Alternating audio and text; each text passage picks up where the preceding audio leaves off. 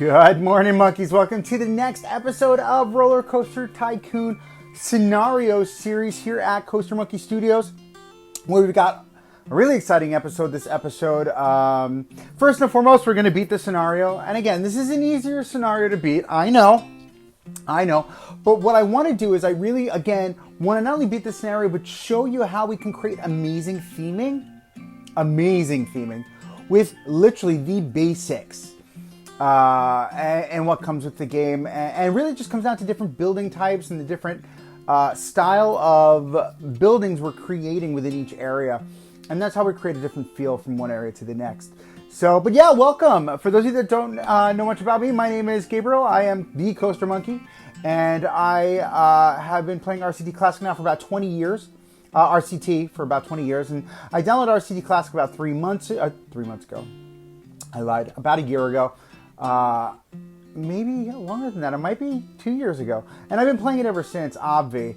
And what I wanted to do is I wanted to bring a series here where, we beat our scenarios, right? Because scenarios are something that, we all like to progress through the game, right? But what I wanted to do is I wanted to take it to that next level and utilize my skill set in thematic artistry and bring that to each scenario.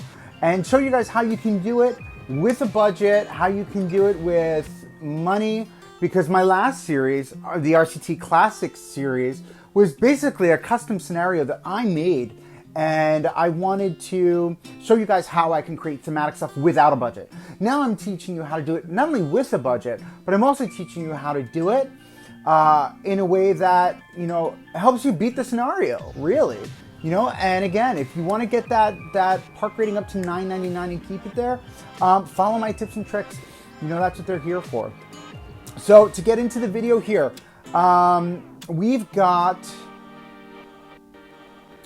just a rework of this little area here in the front. I wanted to create another lakefront entryway area building around this twist ride, or this sizzler ride, or scissor ride, or whatever name you want to give it. I call it the Scrambler. That's how we were raised with it. But long story short, I wanted to create another building here just to kind of close off what this area looks like here at the beginning of the lakefront. And I want us to be very mindful. Look at that clock down on the bottom right hand side. Look at that calendar. It's October year 3. So right now we're almost there. So one thing we want to be mindful of, and this is a tip that I'm going to give you guys. Right now I'm in October year 3. If I was under 500 guests at this point, which is our goal, 500 guests with a park rating of 600 by October year 3, right? If I was under 500 guests at this point, I probably would not beat the scenario, right? So what I did was I made sure that I had over 500 guests way back in the beginning of year 3. And that's what you want to do. You want to hit your goal by the beginning of year 3. In this scenario, in order to make sure that you can kind of just coast along the rest of the way and really just play the game and have fun. Build out your custom theming, build out your scenario, and just have a good time. So that's what we're doing here. We built our Scrambler building, and you're going to notice I look at it, quite often here. We named this one Meteor, by the way. For anybody who's ever been to, I want to say it was Dorney Park, they used to have the Scrambler ride inside called Meteor. But yeah, what I just did there is I checked the date. So we're almost there. We're almost at the date. So almost get excited. We're about to launch a massive undertaking of beating this Leafy Lake scenario.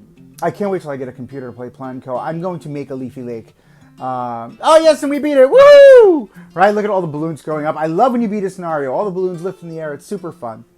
So now we get to just play the rest of the scenario out. And one thing we want to be mindful of still, though, is money, right? So we've got to make sure that, we're looking at that money at why am I having such trouble bringing these words to my mouth today? At the budget. So we're going to look at the budget. And make sure that, we're balancing our budget correctly between staff wages, between new ride costs, between park food, all that stuff. And you're going to see what we're going to do. And I'm going to do it in Maybe it won't be the next episode because I've already filmed it. I've filmed like 3 episodes in advance. By the way, about 3 episodes ahead of this particular episode. So it probably won't be for another week. What I'll do is when I start the next scenario, because I'm literally almost done with Leafy Lake already in IRL. But yeah, so once Leafy Lake is done in the new scenario, I'll show you how to manage your money. And I'll do an entire episode on managing the money and the budget and kind of what that looks like. But back to the video here. We are building a chairlift to get up to this second area here. Excuse me. I don't know if I've ever done the chairlift for this before, but I wanted to build out the chairlift and build out a second plaza. Kind of, you know, as if like this is like a second entryway. And what we're gonna do is we're gonna have some fun back here. We'll talk about it when we film it, but I want you guys to just see, you know, we built out a chairlift, super fun area over here. And I don't know if you saw in our video or in our picture thumbnail, but we're going to build out our next coaster in this episode too. Who's excited for that? I love building coasters. I could literally do it all day, but I think that's where, I think because of this game actually is why I became such an avid connoisseur when it comes to theme parks. I love amusement parks, I do, but theme parks are just really my jam, you know. And I love taking, you know, a basic coaster and really just elevating that theming to the point where you're lost in the magic, you know, using Disney terminology, you know, getting lost in that magic. And you know, I really am a theme park buff, you know. You look at, and I'm gonna give you an example. You know, we're about to do our next coaster, which is gonna be a mine train, right? Can you wrap your head around the fact that Big Thunder Mountain is simply just a regular mine train? Like, and I can't wrap my head around it, right? Because you've got such amazing theming around it. You're engulfed, you're lost in the magic. And that's what we want to create here. We want to create an experience for our guests that just is jaw-dropping, you know? And I think that's why I really excel not only at this game, but I think I'm going to really excel at Planco when I do get it. I'm sure of it. You know, I love theming. I love building this out. And for me, this is pure fun, you know? And I hope you guys are learning something from it too. Like, I wanted it to be something dramatic. I wanted it to be extra. I wanted it to be exciting, you know, and I hope you guys are learning from it. You know, that's the whole point of this. And you guys kind of learn from my mojo, you know. But yeah, so here we are building out, you know, a very simple station for our chairlift. Again, going with the whole lakefront. This is going to be the end of our lakefront area. So on the other side, in the last episode, we built an amazing Vekoma shuttle coaster. Which kind of labeled off a new kind of quote-unquote themed area, which is going to be a little bit more industrial-esque, if you will. Now, going into this next area, we're going to kind of change that theme, and you'll see it a little bit, I think, in this episode, if I remember correctly. But we're going to kind of change that theme out a little bit just by changing the style of building we're putting in. Right, so there's a whole lakefront. Like, to me, that looks amazing. It looks like something you would see in IRL, you know, in real life, you know. But yeah, so what I did was, you know, thought about how bright and how vibrant our entryway area is. And the two areas that flank it on either side are the exact opposite. I want them to be darker. I want them to be more dramatic, more adult, if you will, but still having that fun thematic feel. So think about like a darker environment, going from this bright, exciting, energetic lakefront going into this darker experience, you know. And I can't really think of any theme park that does that outside of Halloween, to be honest with you. So just something to think about. But yeah, going into our coaster. So we're going to build a mine train coaster. And this one, I wanted it to feel very Arrow-esque. So that was the goal. And you'll kind of see what that looks like as this builds out. My home park, Six Flags Great Adventure, they have an amazing mine train coaster called the Runaway Mine Train, and it's just simple. It's simple track. It's got a really great building that its station is built into. It's got a wonderful drop down that comes down around just before you enter back into the station over the lake. What I'll do is I'll throw in a photo really quickly so you can kind of see what that looks like here. But absolutely stunning ride. And that's kind of what I wanted to go after with this feel here. And you're going to see the theming or the building style change that we go for with this is going to be a little bit of a different feel. We're going for that sandstone kind of castle. So think about theming wise, you know, when you talk about sandstone castles, I think of the Caribbean. You can kind of see where I'm going with this, right? I think of pirates. I think of, you know, a very beach-like vibe and energy, and you know, I wanted to build a sandstone castle for this, and this is going to be a pirate, very loosely themed pirate mine train coaster. Now, what do pirates and mine trains have to do with each other? Absolutely nothing, right? But I thought it would be fun. It would be different, you know. We're always theming mine trains to be Western. It's boring. I'm over it. So here we are building out our mine train coaster. We've got our drop down over the lake there, which goes into this nice diagonal airtime hill. Definitely some nice floater airtime coming off of this one. And then if you look, you know, just like our coaster in Six Flags Great Adventure, we've got this mini drop into a helix, a downward spiraling helix, into a ejector airtime hill, into another float airtime hill. I thought that was super fun to do. And you're going to see me doing a lot more of that in my builds. Now, I ran into a little bit of a challenge at this point here because I really didn't know how I wanted to round up this coaster going back into the station. But I like what I did here, and it kind of cleans up this little corner here for me very easily. And I did one with the long station here. I did not go with block brakes on this coaster. I didn't feel like it was necessary. It's a really shorter coaster. I didn't feel like it was necessary to go with the block brakes, so I'm very okay with that.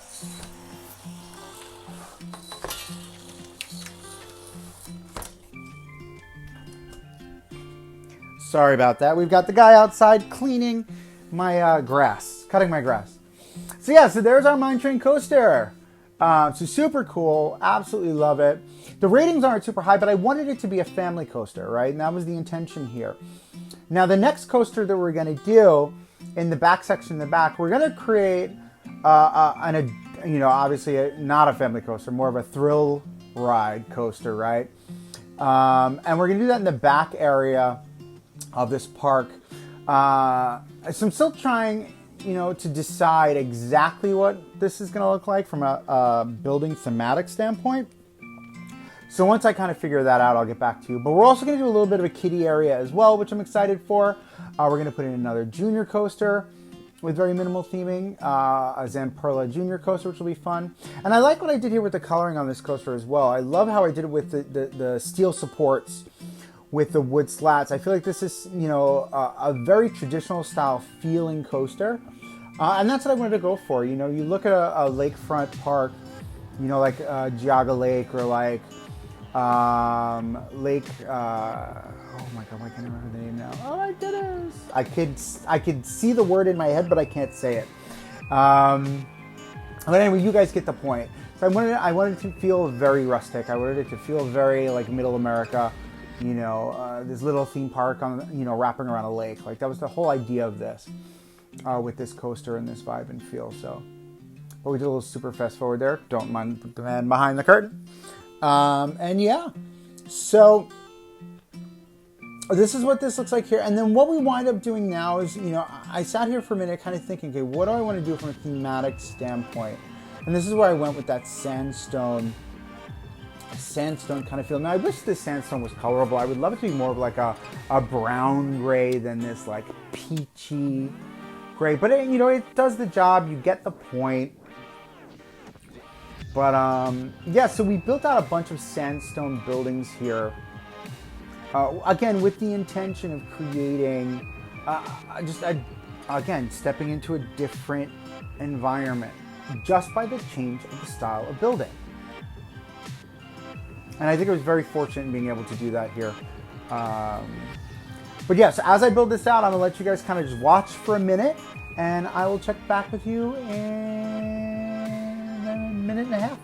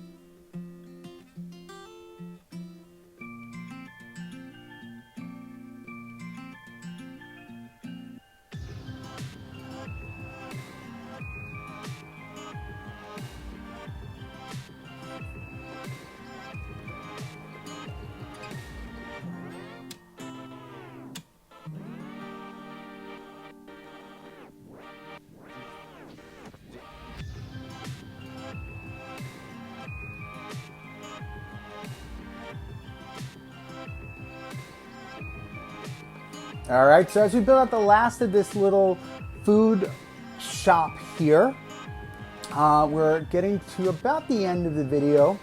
But yeah, I hope you guys enjoyed this video. This was a really fun one for me to make.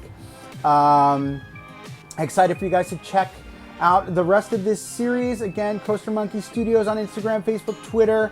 You could find me on Reddit. You can find me on Discord. You can find me on Patreon. Thanks so much, guys, for joining. Subscribe here for more, and catch you guys in the next video. Ciao.